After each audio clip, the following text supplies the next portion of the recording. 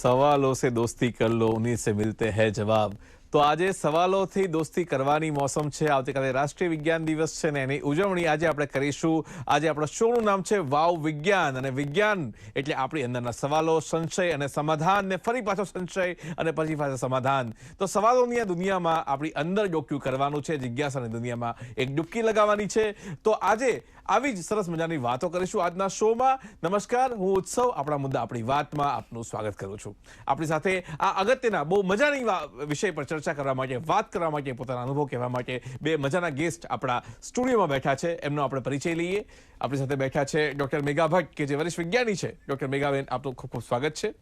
આપણી સાથે જીગર સાગર, કે જે એક યુવા વિજ્ઞાન લેખક છે, એની સાથે પણ આપણે વાત કરીશું। તો જીગરભાઈ, આપનું પણ ખૂબ ખૂબ સ્વાગત છે। દર્શક મિત્રો, આ કાર્યક્રમમાં આપ પણ આપના કોઈ મનમાં કોઈ સવાલ હોય, કોઈ મૂંઝવણ હોય, અથવા આપને કંઈ કહેવું હોય તો ચોક્કસ કહી શકો છો। આજનો શો વિજ્ઞાનને નામ। તો ડોક્ટર મેઘા ભટ્ટ, આપને પૂછવા માંગીશ કે આપના માટે વિજ્ઞાન એટલે શું? વિજ્ઞાન, હું બાળકોને જ્યારે આ સવાલ પૂછું ને ત્યારે એ લોકો જાત જાતની વાતો કરે, પણ પછી મને એમ થાય કે આપણે ખાલી એ લોકોને એક સિમ્પલ રીતે સમજાવીએ કે વિજ્ઞાન એટલે વિકસતું જતું જ્ઞાન, કે જેનો કોઈ અંત જ નથી। કે આપણે એક સિમ્પલ ટેલિફોનનું ઉદાહરણ લઈએ કે આપણા દાદા કે એ લોકોના ઘરમાં હવેલીઓમાં ક્યાંક ફોન હતો તો એ કેવો દેખાતો હતો, અને પછી અત્યારે એ લોકોને એક સિમ્પલ સવાલ પૂછીએ કે પછી અમે નાના હતા ત્યારે એક પુશ બટન વાળો આવ્યો, અને એના પછી હજી એક મોડલ આવ્યું કે જે આપણે હલો હલો કહીને ઊંચકતા હતા, અને પછી મોબાઈલ ફોન આવ્યો, અને બાળકોને પૂછ્યો કે હવે તો કોઈ વિના સંકોચે એમ કહે છે કે ટચ સ્ક્રીન। એટલે આ જે ઇવોલ્વ થવાની જે આખી પ્રક્રિયા છે એ બેઝિકલી વિજ્ઞાન મારા હિસાબે એ છે કે ક્યાંય રોકાતું નથી, બસ વિકસતું જાય છે। તો વિકસતું જાય વિજ્ઞાન છે। જીગરભાઈ, આપને પૂછવા માંગીશ, શું છે વિજ્ઞાન? મારા મંતવ્ય પ્રમાણે એવું છે કે બે પેરેલલ લાઇન્સ છે। એક છે સાયન્સ, મતલબ ડેવલપમેન્ટ। આપણે ગુફાવાસી આદિ માનવથી લઈને અત્યારે સ્માર્ટફોન વાપરતી પ્રજાતિ સુધી પહોંચી ગયા, ધેટ ઇઝ સાયન્સ। અને બીજું છે ક્યુરિયોસિટી। સાયન્સની એપ્લિકેશન આપણને અહીં સુધી પહોંચાડે છે, અને સતત ક્યુરિયસ નેચર આપણી આજુબાજુનું જે પણ ઘટનાઓ બની રહી છે, સમગ્ર બ્રહ્માંડ વિશે આપણને જાણવા માટે પ્રેરિત કરે છે, that is curiosity. So curiosity and development is science. બરાબર છે। ડોક્ટર મેઘા, તમારી સાથે વાત કરવા માંગુ છું કે થોડા જેમ આપણે વિકાસની વાત કરી, ભવિષ્યની વાત કરી, થોડા પાછળ જઈએ, તમારા ભાઈ ભૂતકાળમાં જઈએ। તમે વિજ્ઞાન સાથે કેમ ના જોડાયા? તમારો શું અનુભવ છે? તમે વિજ્ઞાનના પ્રેમમાં ક્યારે ને કેવી રીતના પડ્યા? મારા માસ્ટર્સ પછી એટલા સુંદર રિઝલ્ટ સાથે હું સેમ કોલેજમાં આઈ બીકેમ અ પ્રોફેસર, અને પછી બહુ સુંદર એક મારી સાથે જે કાંઈ પ્રસંગ બન્યો, એક સ્ત્રી તરીકે હું એમ કહું કે તમે જ્યારે નવી જગ્યાએ જાઓ ત્યારે ફરી પાછા તમારા પ્રોફેશનમાં બધી જ વસ્તુઓમાં જે ચેન્જ જે તમે એક્સેપ્ટ કરતા હો તમારી લાઈફમાં, એમાં I think with that 99 I got married અને અમદાવાદ આવી, અને સરસ રીતે મને થયું કે હવે નોકરી ના મળે પણ મારે વિજ્ઞાન સાથેનો મારો નાતો એવો ને એવો રાખવો છે, અને એ સાથે પીએચડીમાં જોડાઈ, અને 2003માં એ પત્યું ત્યારે મને બાળક થયું, અને I was a very proud mother. એટલે with the break in the career, I think મારા હસબન્ડની ટ્રાન્સફર સાથે અમે બહાર ગયા, અને ત્યાં પણ મારી રીતે વિજ્ઞાન સાથે હંમેશા જોડાઈ રહી।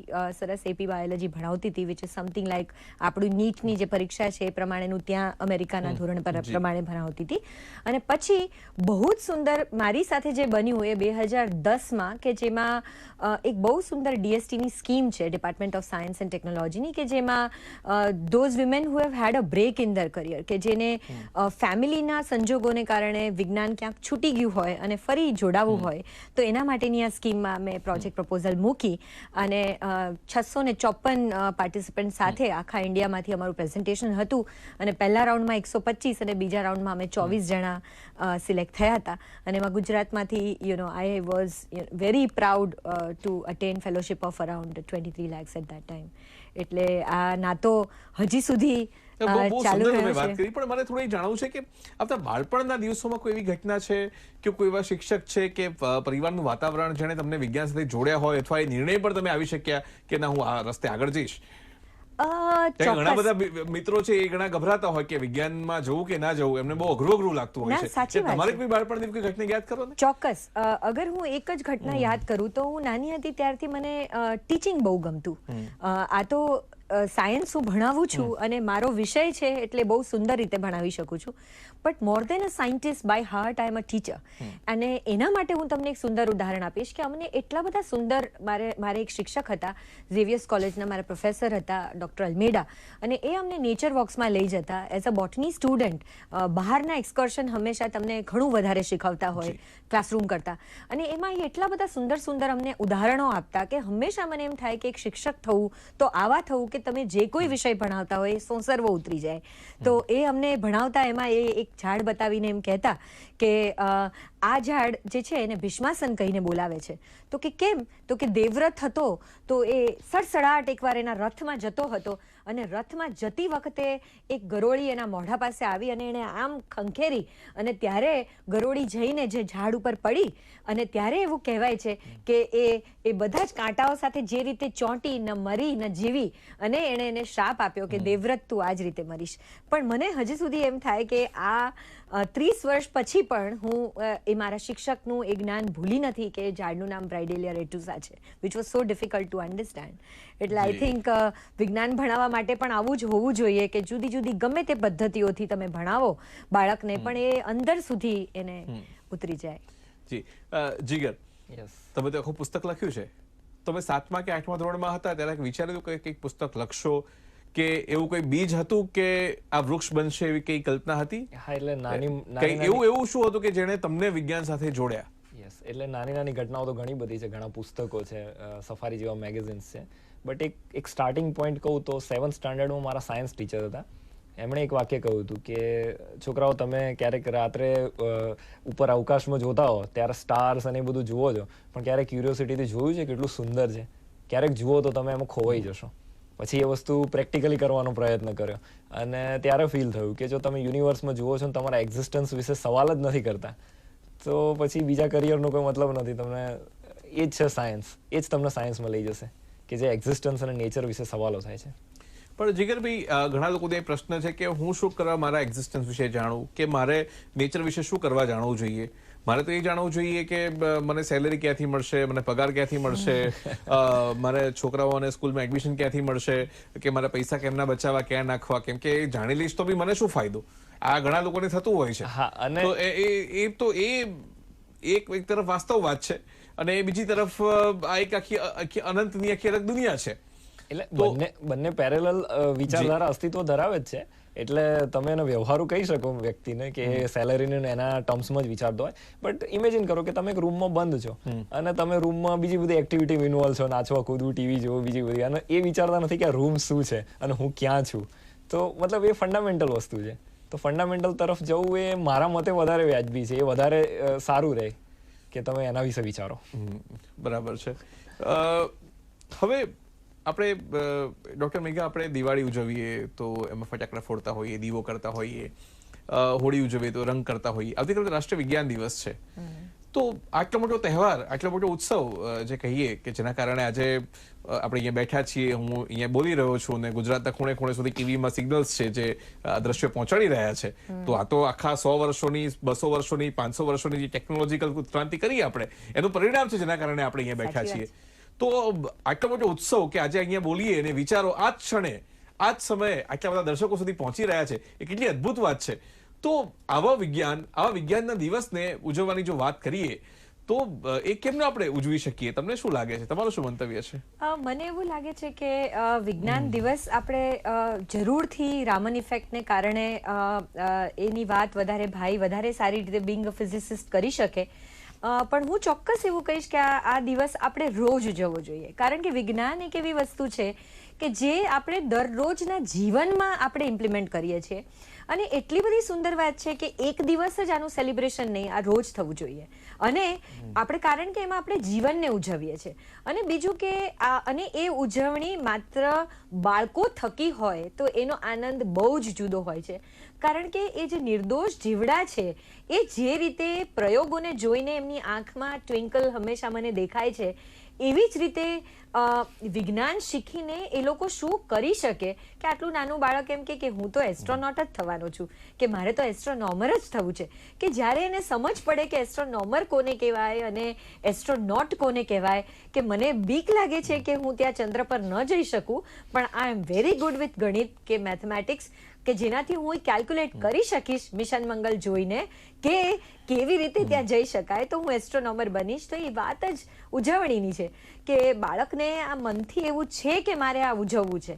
તો મને લાગે છે કે છોકરાઓને આપણે વધારેમાં વધારે ઓપોર્ચ્યુનિટીઝ આપીએ, બાળકોને આપણે વધારેમાં વધારે એવા પ્રોગ્રામ્સ કરીએ કે જેની અંદર એ લોકો ભાગ બની શકે. અને સાયન્સનો સૌથી મોટો ભાગ છે કમ્યુનિકેશન, કે જે એ લોકો જે કાંઈ એ લોકો બનાવે છે એ લોકો સુધી એ લોકોને આપણે પહોંચાડવાની તક આપીએ. I think that is the most important part, કે એ લોકો પોતાની મેળે મોડેલ જે કાંઈ બનાવતા હોય, જે કાંઈ એ લોકોના વિચારો હોય એ લોકો સુધી પહોંચાડી તો શકે. એક તક આપવાની વાત છે. આપણી સાથે કોલર જોડાયા છે જુનાગઢથી દીપકભાઈ. દીપકભાઈ, આપનો સવાલ પૂછો. હા સર, મારો ક્વેશ્ચન એ છે કે વિજ્ઞાનમાં પીરિયોડિકલ્સ પબ્લિશ થતા હોય છે કે અમુક સમયે એક થિયરી પ્રૂવ થાય તો એના પીરિયોડિકલ્સ હોય, એટલે જે તે સમયે એ થિયરી પ્રૂવ થાય કે આ પ્રમાણે આમ છે, પછી અમુક સમય પછી પાછા એમાં ચેન્જીસ થાય અને પાછું નવું એક થિયરી પબ્લિશ થાય કે નહીં આમ નહીં પણ આમ છે. તો એવું કોઈ પણ ટોપિકને લઈને સમયાંતરે થતું રહે છે. તો આમાં આપણે કોઈ પણ બાબતને લઈને વિજ્ઞાનની દ્રષ્ટિએ અલ્ટિમેટ કેટલે અંશે માની શકીએ કે આ આમ જ છે કે થોડું અસંદિગ્ધ કે અસ્પષ્ટ જેવું જ હંમેશને માટે ટેન્ટેટિવ રહે એવું ન લાગે? સાચી વાત છે. બહુ સરસ આપણે સવાલ પૂછ્યો. જીગરભાઈ, આપણી પાસે અપેક્ષા છે કે આનો આપ જવાબ આપો. કે એક બાજુ એમ કહે છે કે ભાઈ કાં તો એ તળાવ છે, નદી છે કે દરિયો છે, કે પાણીનું બિંદુ છે કે હાઇડ્રોક્સિલ મોલેક્યુલ છે, એ એમનો પ્રશ્ન છે. એટલે એમણે સરસ વાત કરી કે થિયરી પબ્લિશ થાય પછી બદલાતી રહે છે. બરાબર છે. પણ ખરેખરમાં એવું નથી. પહેલા તો બે ભાગ પાડીએ. અમુક જે ન્યૂઝપેપરમાં ઘણી વાર હું વાંચતો હોઉં છું એના સ્ટડીઝ આપણે કહીએ છીએ કે આ સ્ટડી ડિક્લેર થયું. નાનકડા સ્ટડીઝ હોય કે ચા પીવાથી ફલાણું નુકસાન થાય, એકાદ મહિના પછી એવું આવે કે ચા પીવાથી આ ફાયદા થાય. That is a study. એ કેવું છે કે ઘણા બધા ગુણધર્મો, એમાંથી એક કે બે ગુણધર્મોનો અભ્યાસ કર્યો હોય, પછી થોડા સમય પછી બીજા ગુણધર્મોનો અભ્યાસ કરે. થિયરી થોડી અલગ વસ્તુ છે. થિયરી એવી વસ્તુ છે કે નેચરનો ઓબ્ઝર્વ કર્યું, નેચરની અંદર ઘટનાઓ બની રહી છે, એની એક પેટર્ન આપણે અવલોકન કર્યું અને એનું મેથેમેટિકલ પ્રૂફ આપ્યું. તો આપણી પાસે બે વસ્તુઓ આવી, એક મેથેમેટિક્સ અને એક પ્રાયોગિક અવલોકનો. એના આધારે આપણે એક કન્સેપ્ટ બનાવ્યો. પણ પછી એ કન્સેપ્ટમાં થોડો સુધારો થાય તો એ વસ્તુ આગળ વધે છે, એ વસ્તુ પાછળ નથી જતી. થિયરી એક લિમિટની તો બની જ ગઈ છે. હું એક ઉદાહરણ આપીને સમજાવું કે ન્યૂટને એનો ગુરુત્વાકર્ષણનો નિયમ ને બધું આપ્યું, બરાબર છે, ગતિના નિયમો આપ્યા, તો એ પરફેક્ટ હતા. પછી આઇન્સ્ટાઈન આવ્યા. આઇન્સ્ટાઈને આ બહુ વેલ નોન ઉદાહરણ છે, બધાને ખ્યાલ છે. આઇન્સ્ટાઈને એની અંદર ઘણા બધા સુધારા સૂચવ્યા, પણ એના કારણે ન્યૂટનના નિયમો ખોટા નથી પડ્યા. ઇનફેક્ટ સ્પેસિફિકલી કહું તો ન્યૂટનના નિયમો અમુક સ્પીડ લિમિટ, મતલબ જે એની ગતિ હોય એના કરતાં ઓછી ગતિથી જે કણ અથવા જે બોડીઝ મૂવ કરતા હોય એમને લાગુ પડે છે. અને પ્રકાશની ગતિની નજીકની ઝડપે જ્યારે કોઈ વસ્તુ, કોઈ કણ અથવા કોઈ પદાર્થ જતો હોય તો ન્યૂટનના નિયમોની અંદર પછી એરર્સ આવે છે. તો ત્યાં આઇન્સ્ટાઈનના રૂલ્સ આવે છે. એટલે એ થિયરીની એક મર્યાદા છે કે ત્યાં સુધી એ થિયરી લાગુ પડી, ત્યાં સુધી 100% છે. અને પછી ઇક્વેશન થોડા મોડિફાય થયા. મેક્સવેલને પ્લાન્કને પણ યાદ કરવા જોઈએ આ સમયે. Yes, of course. ચોક્કસ. ડોક્ટર મેઘા, આપને પણ પૂછવા માંગીશ કે શું આપની દ્રષ્ટિએ આજે વાત થઈ રહી છે કે પહેલા જુદું હતું પછી જુદું છે, તો એ ગૂંચવાડો છે કે સ્પષ્ટતા છે? ના, એ તો દરેકના માનસનો એક ભાગ છે કે આજે આપણે કોઈ પણ એક સિચ્યુએશન લઈ લઈએ તો એ પ્રસંગની અંદર 5 જણ બેઠા હોય તો દરેકના ઓપિનિયન અલગ હોય, બરાબર ને? પણ સાયન્સ છે એ ખાલી ઓપિનિયનને માનતું નથી. It definitely does not believe in magic. It definitely believes in absolute logic.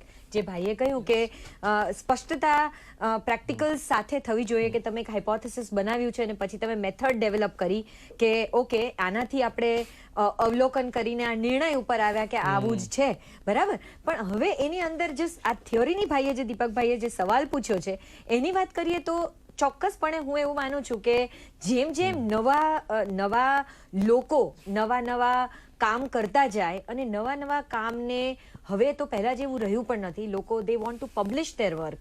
એટલે બેઝિકલી ઘણા બધી સારી સારી જર્નલ્સ છે, ઇન્ટરનેશનલ પિરિયોડિકલ્સ છે કે જેની અંદર લોકો પોતાના કામ પબ્લિશ કરતા હોય છે. અને જ્યારે પબ્લિશ કરે ત્યારે એ લોકો સુધી પહોંચે છે. પહેલા કેવું થતું કે 4 જગ્યાએ દુનિયામાં કામ થતા હોય અને ઘણીવાર એ લોકો પાસે એટલા ફંડ્સ ન હોય કે કોઈ એવા શહેરોમાંથી આવતા હોય કે એ લોકોની પાસે ઇનફ એવા રિસોર્સિસ ન હોય કે જેનાથી એ લોકો પોતાનું કામ પબ્લિશ કરી શકે. પણ હવે એવું નથી રહ્યું. આઈ think with the resources available to the grassroot levels also, I think હવે એવું આપણે જરૂર પહોંચ્યા છીએ કે લોકો નાનામાં નાનું રિજનલ કામ કરે તો પણ એ ક્યાંક ને ક્યાંક પબ્લિશ ચોક્કસ થઈ જાય. એની નંબર્સ વર્લ્ડ ઓવર લોકો યુઝ કરી. તો મને પેલી નાનપણમાં ટપકા જોડો ચિત્ર દોરો એ વળી ઘટના યાદ આવે છે. તો દીપકભાઈ, કદાચ આ ટપકા જોડો અને ચિત્ર જોવાની આખી જે વાત છે એ જ વાત છે કે અલગ અલગ ટપકા છે જેને આપણે જોડતા જઈશું તે ચિત્ર ચોક્કસ ઊભું થશે. તો આ જ વાત સાથે આપણે મૂકીએ અહીંયા થોડું નાનકડું ટપકું, એક વિરામ, અને વિરામ બાદ ફરી મળીશું આ શોમાં. તો જોડાયેલા રહો વાવ વિજ્ઞાન, આપણા મુદ્દા આપણી વાતમાં.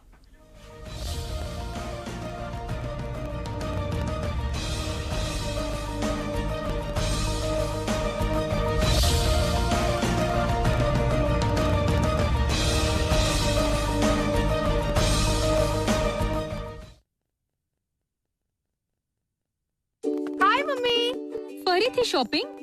પપ્પાજી, તમે આને બગાડી છે.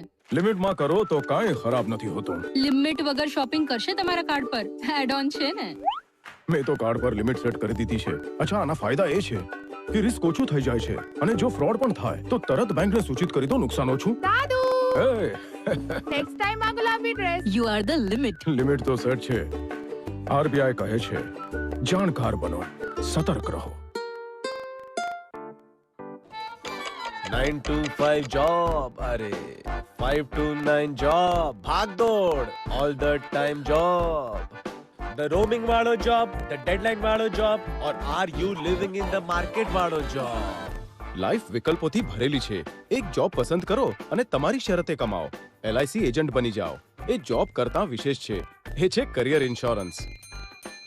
બનો તમારા પોતાના બોસ. બનો LIC એજન્ટ. હવે લાઈફ સેટ છે.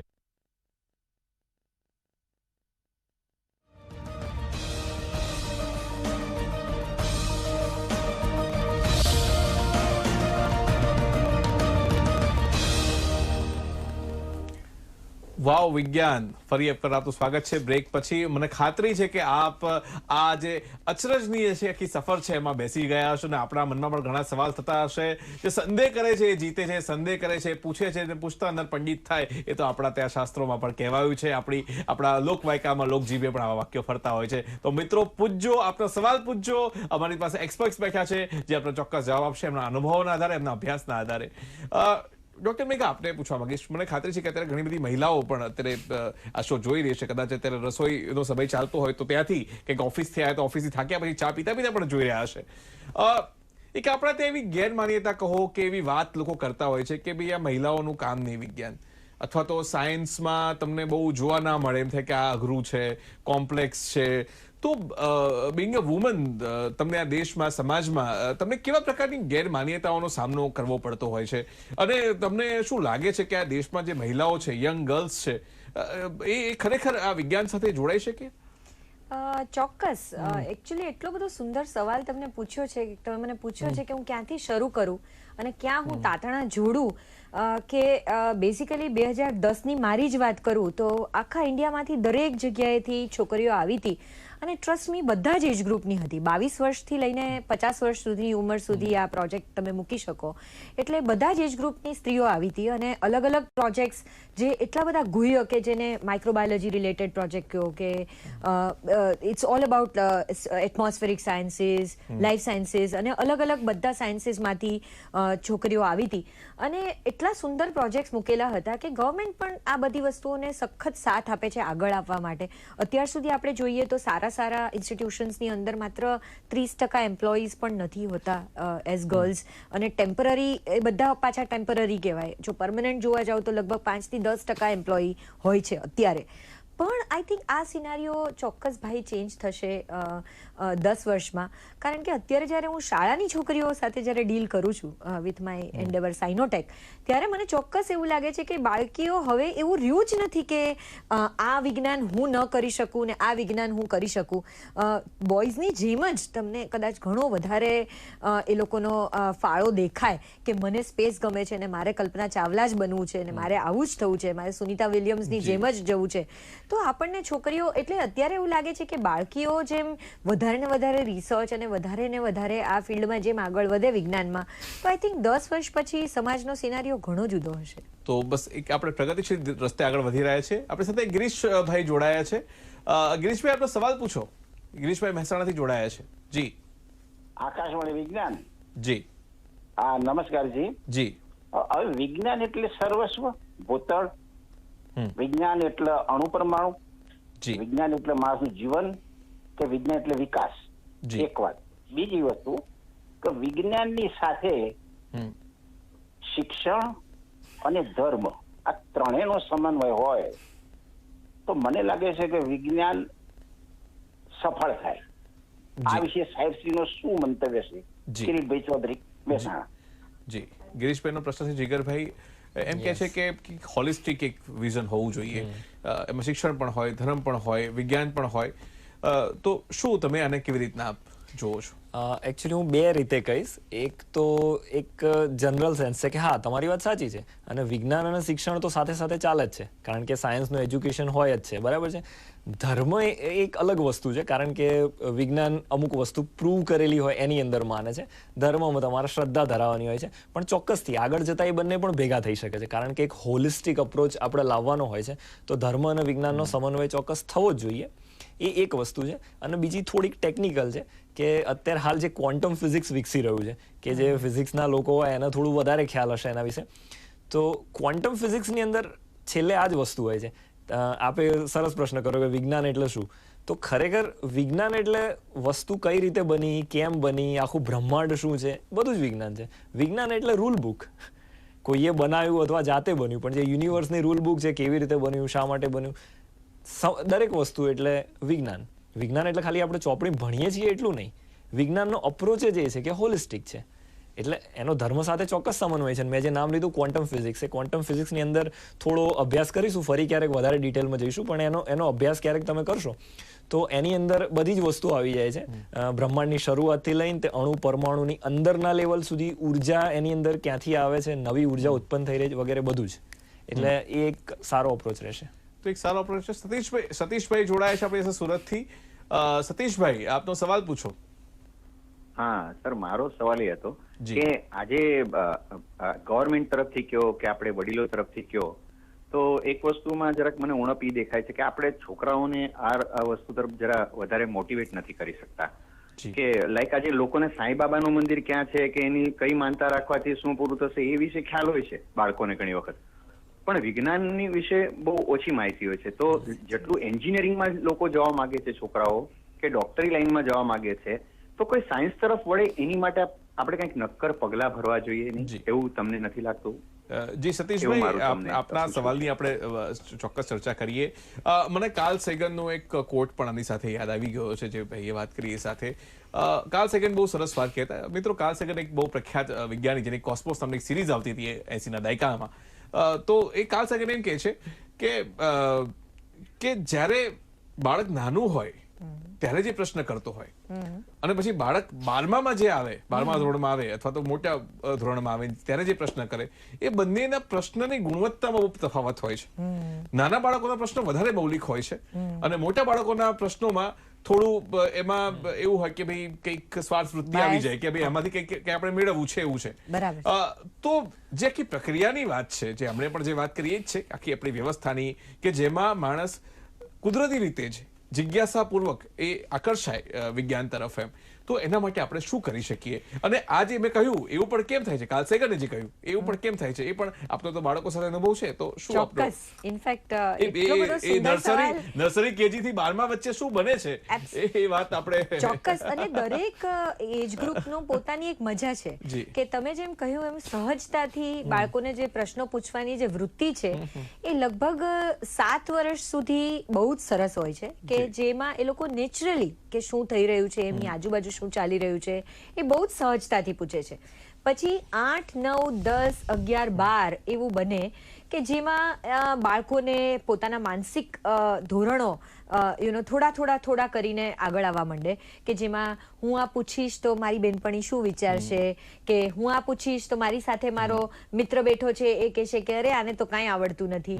તો આ બધું જે માનસિકપણું જે ધીમે ધીમે છોકરાઓમાં એડોલેસન્સ તરફ આગળ વધતું જાય છે, જેમ પુખ્ત થતા જાય છોકરાઓ, એમ એ વસ્તુ ઘટતી, એટલે એ લોકોની વૃત્તિમાં કોઈ ફરક નથી, પણ કદાચ એમની આજુબાજુની માનસિકતા એટલી બધી ફરી જાય છે કે એ સવાલ કરવાની હિંમત જતી રહે છે. અને અગેન આપણી શિક્ષણ પદ્ધતિ અત્યાર સુધી એવી રહી છે કે જેમાં ટીચર્સ પર પણ એટલું બધું પ્રેશર હોય શિક્ષકો ઉપર કે આટલો પોર્શન પૂરો કરવો જ પડે, આટલી પરીક્ષાઓ લેવી જ પડે, આટલા પેપરો આપવા જ પડે, એટલે એમને પણ એ પૂરું કરવાની રામાયણમાં ઘણીવાર એવું બને કે ઓકે પછી પૂછજે, okay I'll answer your question later. એટલે ઘણીવાર ટીચરો પણ આ વસ્તુને બહુ જ પ્રોત્સાહન નથી આપતા આઈ થિંક. પણ હવે આઈ થિંક નવી શિક્ષણ પદ્ધતિ સાથે ચોક્કસ સમય બદલાશે, અને જે એક્સપિરિયન્શિયલ લર્નિંગ જે હું પ્રેક્ટિસ કરું છું આજે 5 વર્ષથી, ભાઈ તમને સાચું કહું છું કે મારા આટલા બધા વર્ષના અનુભવથી મને એવું હતું કે મને બધું આવડે છે, પણ આ આટલા મોટા પ્લેટફોર્મ પર હું તમને કહું કે આજે હું પણ શીખી રહી છું. ઇટ્સ લાઈક દુનિયા ક્યાં પહોંચી ગઈ છે. ફિનલેન્ડ આજે બિલ્ડિંગ લેસ બની જશે થોડા વખતમાં, અને આપણે બેઝિકલી આપણે હજી સુધી આપણે અહીંયા જ છીએ. એટલે આપણે આ બધા ચેન્જીસ તો ધીમે ધીમે વિચારવાના જ છે, અને ધીમે ધીમે આમાં ચોક્કસ સુંદર પરિવર્તન આવશે. જી, એટલે આમાં તમે વાત કરી રિચાર્ડ ફેઇનમેનનો મને બીજી વાત યાદ આવી કે શિક્ષક જ્ઞાની નહીં હોય તો ચાલે, પણ એ એવો હોવો જોઈએ કે વિદ્યાર્થીઓમાં એક ઉત્સાહ અને જોમ પ્રગટાવે એવો હોય તો મને લાગે છે કે વિદ્યાર્થી વિજ્ઞાન તરફ વધુ આકર્ષાશે.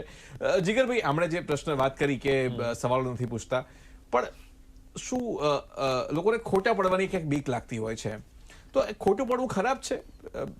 ના, બિલકુલ ખરાબ નથી, પણ પેલું ને આપણે ક્યાંક પડી જઈએ તો આપણને વાગવાની ઓછી બીક હોય, પણ કોઈ જોઈ નથી ગયું એની વધારે બીક લાગતી.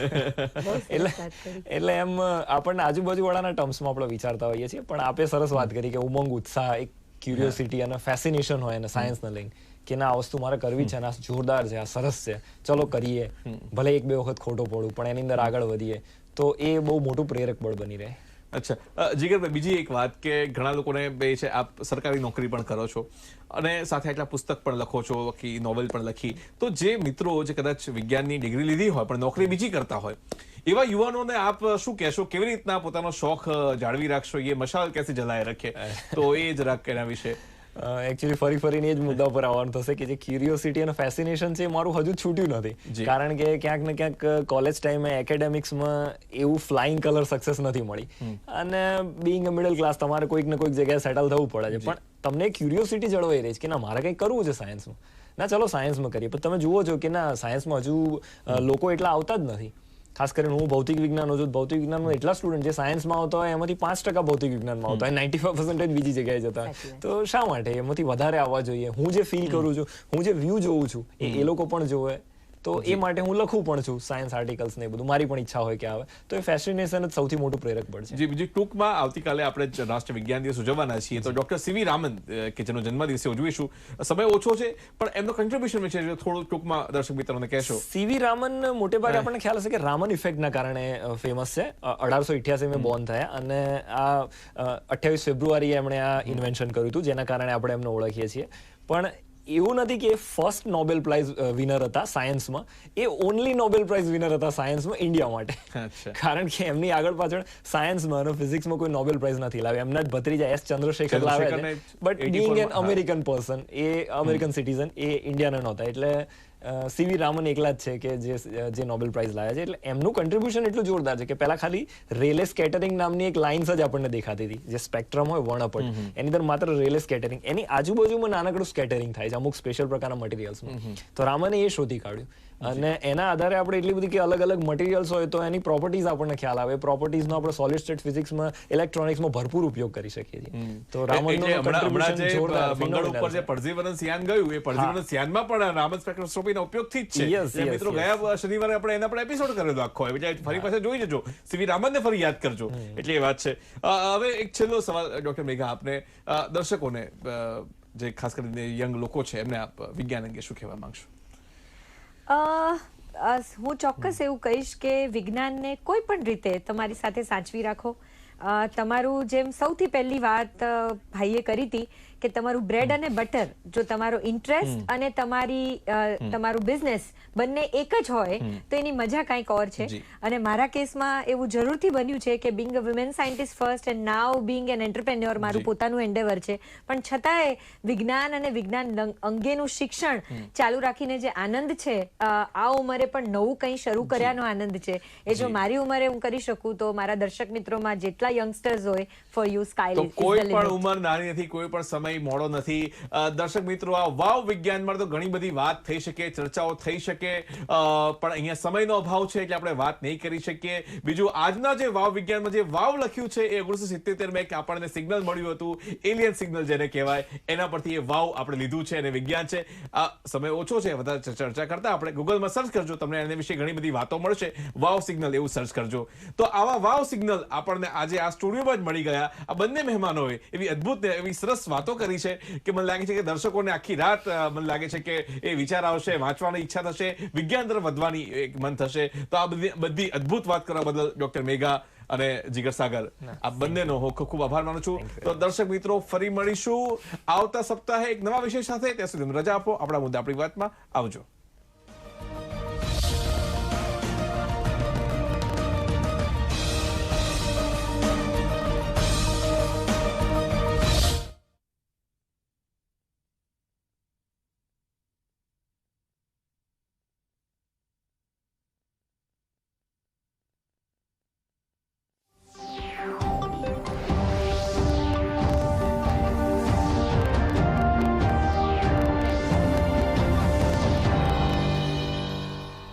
નમસ્કાર, દૂરદર્શન સમાચારમાં આપનું સ્વાગત છે. ન્યૂઝ ફોકસની શરૂઆત કરે હેડલાઇન્સથી. 1 માર્ચથી સામાન્ય માણસોનું થશે રસીકરણ. નાયબ મુખ્યમંત્રી નીતિન પટેલે સસ્તી રસી